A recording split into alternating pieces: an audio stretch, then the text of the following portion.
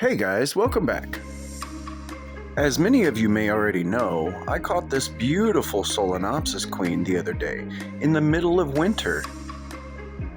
A catch like this is a rare thing that does happen where I live from time to time. This rare catch, however, has perfectly set us up for the next how-to video in the series. How to make a test tube setup.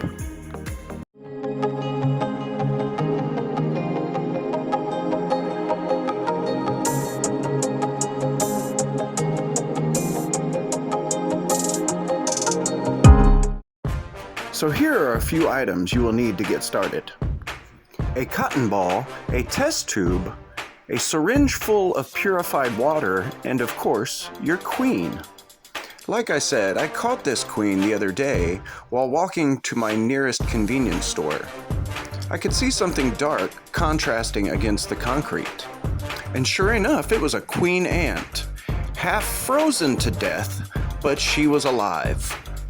So I quickly scooped her into my hand, and like a crazy person, I walked into the convenience store and asked for a deli cup. They looked at me kind of odd at first, but when I whipped out this queen and showed them, they looked at me like I was crazy. But the staff was happy to oblige. So I brought her home and heated her up, and here we are. About to set up her new digs.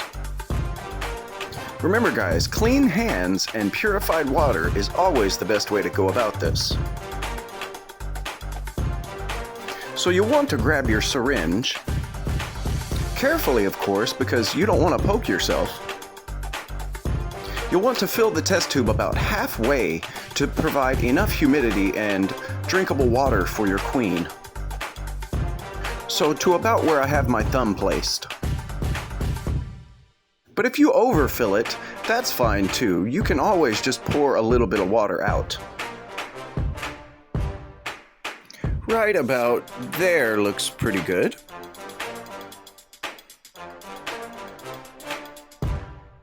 So this is a 12mm test tube. But we're putting a Solenopsis queen in here. And Solenopsis is known to be escape artists. And they dig and pull at the cotton constantly. So this may be a bit of a tight fit, but I'm going to use half of a cotton ball, just to ensure that the queen doesn't drown herself. So we'll just mash this down into the mouth of the test tube. As much as I can by hand, anyway.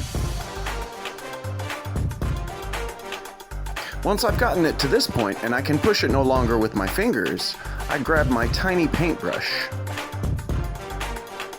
And I'll use this to push it down the rest of the way into the water.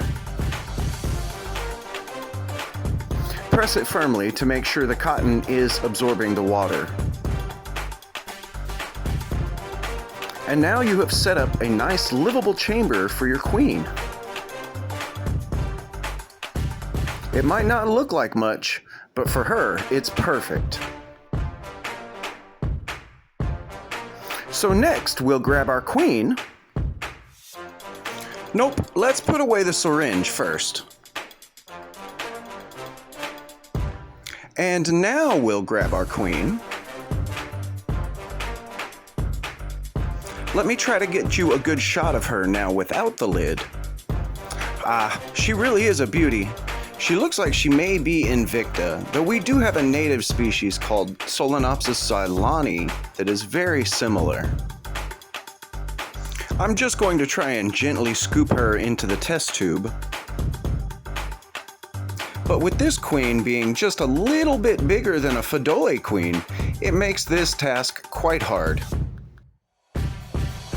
So let's try the good old paintbrush one more time. I just touched her with the bristles so she would run.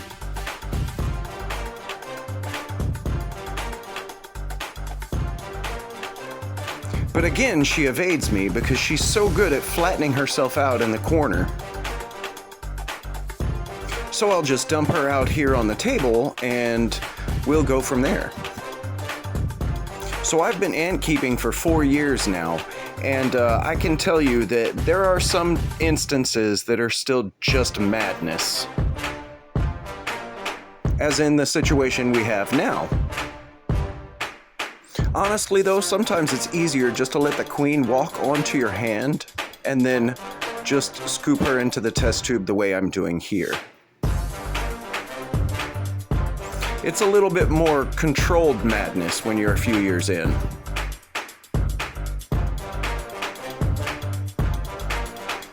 And just like that, she's in the test tube.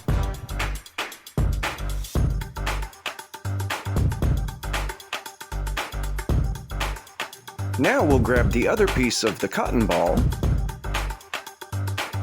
and we will gently push that into the mouth of the test tube.